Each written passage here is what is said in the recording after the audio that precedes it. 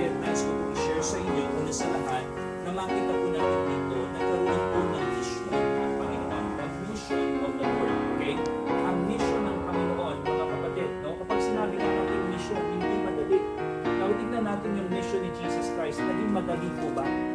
Hindi po madali ang ginawa ng Panginoon sapagkat si Kristo po ay namatay para sa kasalanan ng sanglibutan. Namatay po siya hindi sa kasalanan niya. Namatay siya dahil sa kasalanan ko at kasalanan nating lahat. Tama po?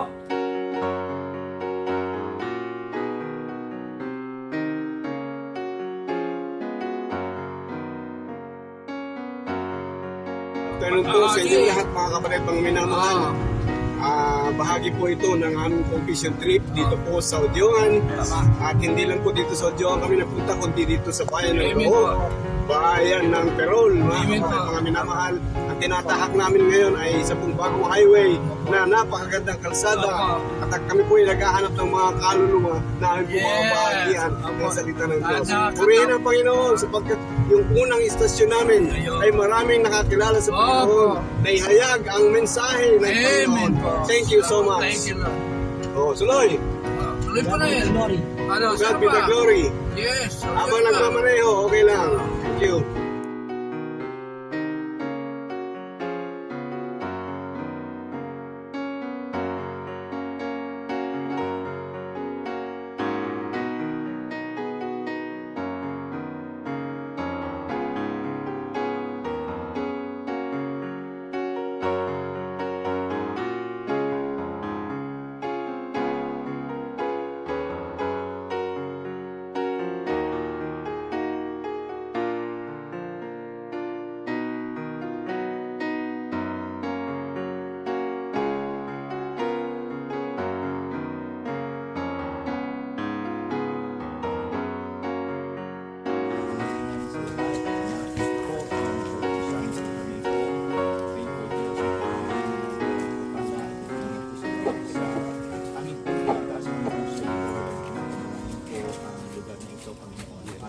Sa buhay, ang kaligtasan, Panginoon, sa puso po ng aking mga mahal sa buhay, mga King, si London, si Sheila, Panginoon, and po of course si Ryan, at saka si Rhea, at ang family, and Lord, lalong-lalo na po ang aking mga pamangkin, Panginoon Diyos, ang mga anak ni Don, at yan din po ni Sheila, at yan din Panginoon, si Miguel,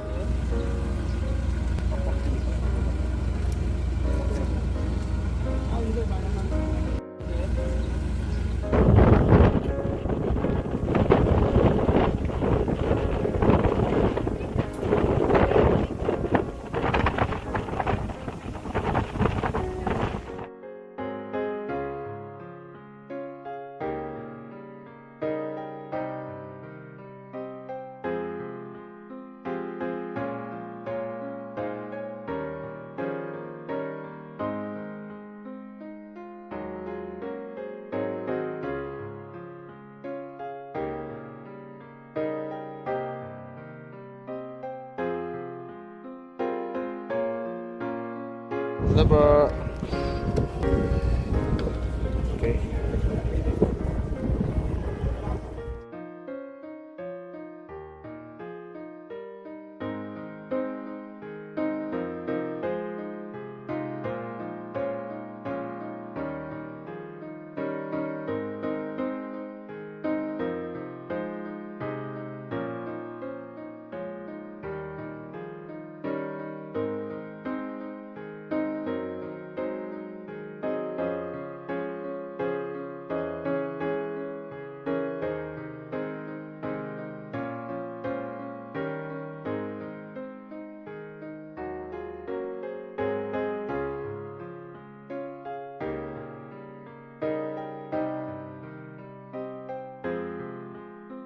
na ngayon pa lang, pinapakita mo sa amin ang kabutihan ng Lord. Lord, maraming salamat. Thank you po, naminig kami, marami pang mananampalataya sa lugar na ito. It is really wonderful thing, Panginoon. Lord, muli po, bless niyo po ang church na ito, ang Pastor Nesty, at Lord, yung kanyang Christ Desire, Panginoon, panalangin po namin, kami po yung nakikisa ng Lord sa panalangin, Lord, na why bigyan mo siya ng kanyang mga kasama. At makagaway Panginoon sa kanyang sa ministry. Alalay at sasama ng nanalangin Panginoon. Kasama umiiyak, kasama Panginoon tatawa, Panginoon ng ministry at magtutulog ng gagala. Panginoon, patuloy na maraming salamat Lord sa kanyang pinalaman mo sa amin kay Lord sa magbalik sa kanya ng Lord. Ibigay at appreciate pa Panginoon and even more. Thousand posts here, God, and blessing you for your passion. Thank you so much for all these things. Nawa po'y magkita-kita kami patuloy Lord sa mga galati kong tanong by your mercy and grace. In Jesus' name. Amen. Amen.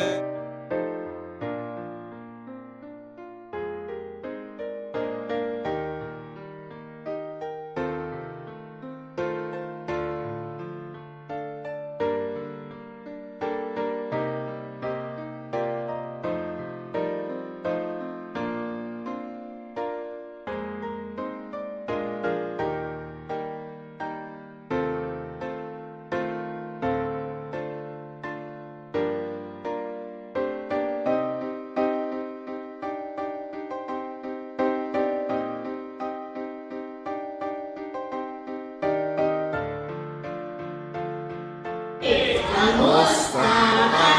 Halina magsaya, umayak pa, Walang pa. tulungan pa. Padyak sa kanan, padyak sa kaliwa. Umikot ka, humanap ng iba. Iba. Imbes na pumunta siya doon sa Ninive, pumunta siya doon sa kabilang direksyon. Kunyari, dito ka papunta sa Ninive. Ang ginawa niya, pumunta sa kabilang dulo. Ang tawag sa lugar na yun ay Tarsis. Oh, ready? Yeah, very good.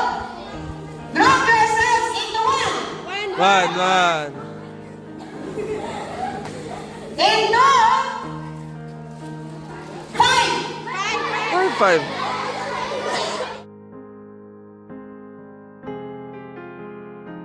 Pangalan nila ay Nice, Mary Grace Ibon.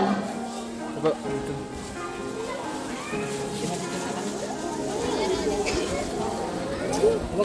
kaway. Hello. Hello. Hello. Leopoldo Alacao, representative na galing, representative. Walang sino man ang makaparoroon sa Ama kung hindi sa pamamagitan ko, sabi ni Yesu Cristo. Tama po? So, ibig sabihin, si Yesu Cristo ang kailangan nating makilala. Si Yesu Cristo ang kailangan nating sampalatayanan. Pastor, ano bang ginawa ni Yesu Cristo? Namatay siya sa krus.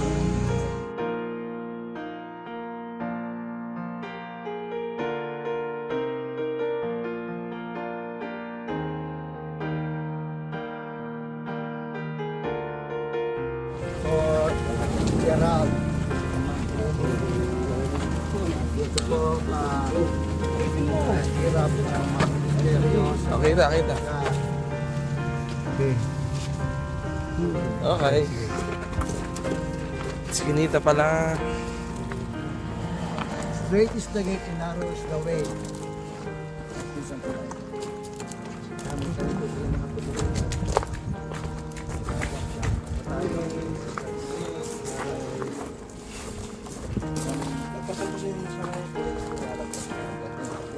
Thank you po. Morning.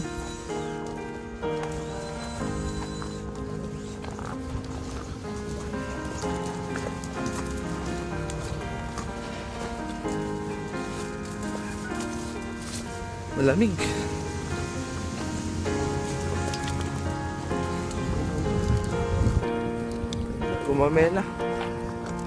Kumamela po.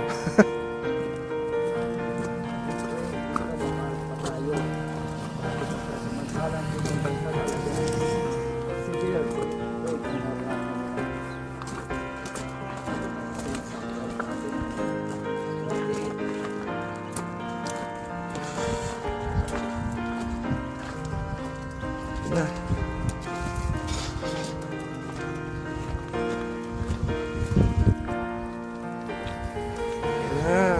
This is the church po.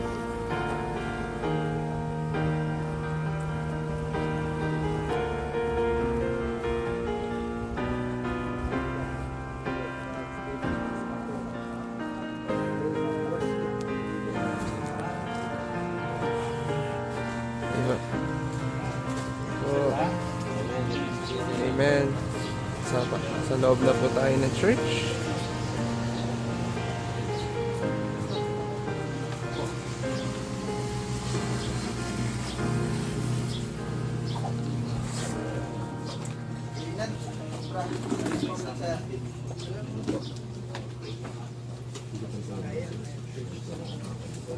Tayo sama-sama na maglingkod sa Panginoon. Pero salamat po sa NIDC Marikina na kasama po namin kayo sa gawain ng Panginoon. Amen po. So, gusto po yung mga bata, ang mga sa Daulok.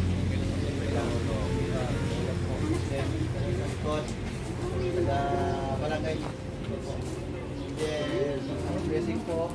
Sabihan ng Panginoon na tagal na nawala na pinipin po ulit dati. Ngayon po nakasama po natin. Mananas din. Amen.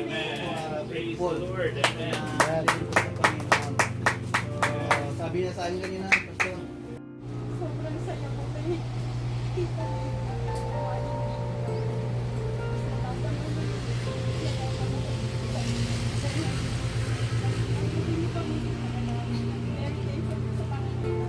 Nandito si Ashley. Kasi alam ko dumating talaga sa punto na si Ashley na lang hinuhugutan namin. Dahil sa kanya na natili kami dito. Naramdaman namin na hindi pa kami naalis ng Diyos dito din nandyan pa siya. Wala siya, sobrang hindi ko talaga yung parang gusto na namin pumunta. Pero salamat, nakita pa niya ng Diyos na hindi pa tapos yung purpose namin sa lugar na ito. Yung mga batang nandun sa lugar ng Sesito, na nabago na turuan namin hanggang sa lugar ng Mangkat at doon sa iba pang mga kalapit na barangay. Kaya masyado kami nagpapasalamat sa Panginoon na talagang ginugusto pa niya kami manatili sa probinsya nito ngayon kasama namin. Amen. Salamat sa bawat isa sa inyo. Ibigay po talaga ng lahat ng effort ninyo. Napanalangin niyo para makarating lang po kami dito. Joyful po talaga kami. Maraming po salamat sa Panginoon. Talagang sa Panginoon. Pasensya na, kilala niyo naman na po ito akin. Thank you po. Amen. In-invite kayo ni Pastor sa church. Gusto sana po kayo maging kasama namin sa church. Tama ba? Gusto niyo ba makasama si Mama at si Papa? Pag-pray natin. Walang imposible sa Panginoon. Kaya dapat magpapatuloy lamang tayo. Huwag kayong hihinto. Sabi ng Biblia, kayo ay magsipagtatag. Huwag kayong makikilos. Lagi kayong sasagana sa gawa ng Panginoon. Ano? Kapag si Pastor halimbawa nadi-discourage, kayo magpe-pray ka niya, Pastor, huwag kang ma-discourage. Andi dito kami. Tutuloy tayo. Amen? Magpupuri tayo sa Panginoon. Aawit kami, Pastor, sa Panginoon. Tatawag kami sa Panginoon. Sama-sama tayo magpapasalamat sa Panginoon. Amen? Kung iiyak kayo, Pastor, iiyak din kami para sa Panginoon. Kung tatawa kayo, Pastor, tatawa din kami para sa Panginoon. Amen? Magkakasama tayong lahat.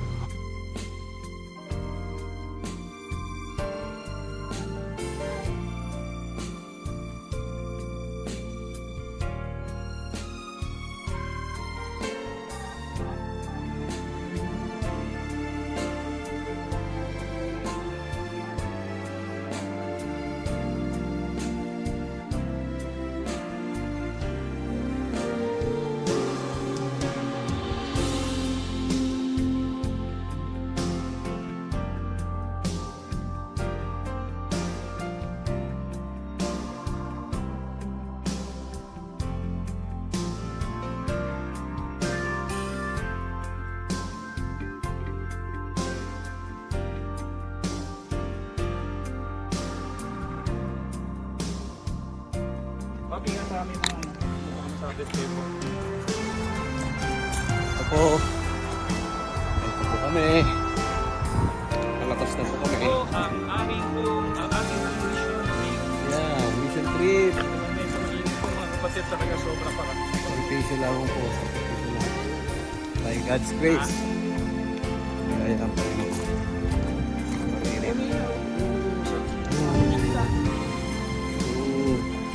Siguro mga 200 ano to? 200 meters pa to, Pastor? Ito pala, kahit ito pwede. Oo. Ayun na, sobrang liit. Sobrang sikip naman ang natukoy nila.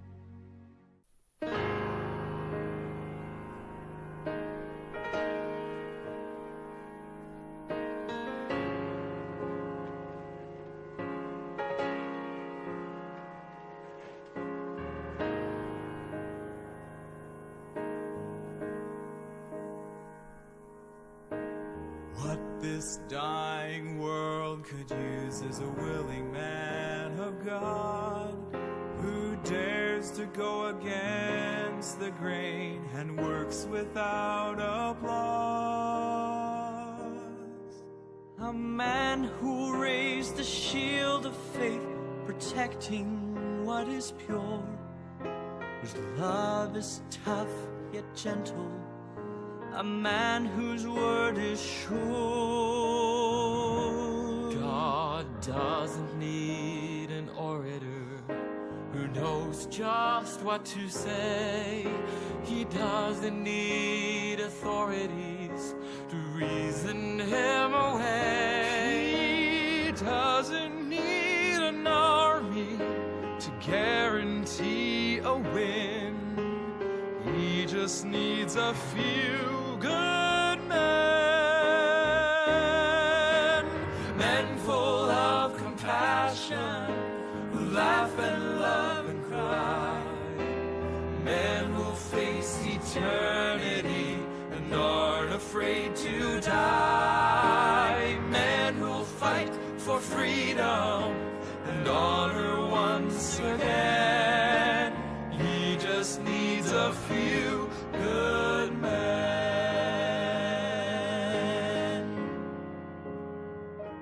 He calls the broken derelict whose life has been renewed. He calls the one who has the strength to stand up for the truth. Enlistment lines are open and he wants you to come in. He just needs a few good men, men full of compassion, who laugh and love and cry, men who'll face eternity and aren't afraid to die, men who'll fight for freedom and honor once again. He just needs a few good men,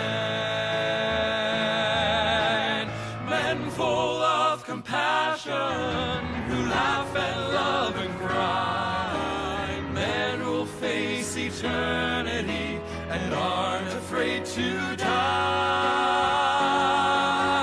men who'll fight for freedom and honor once again. He just needs a few good men.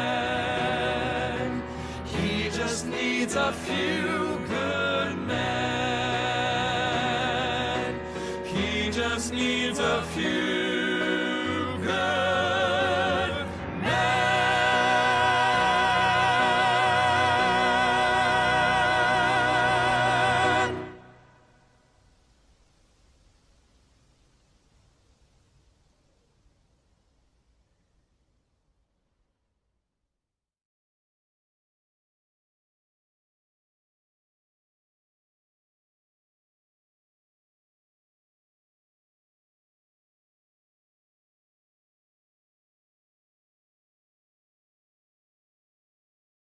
patuloy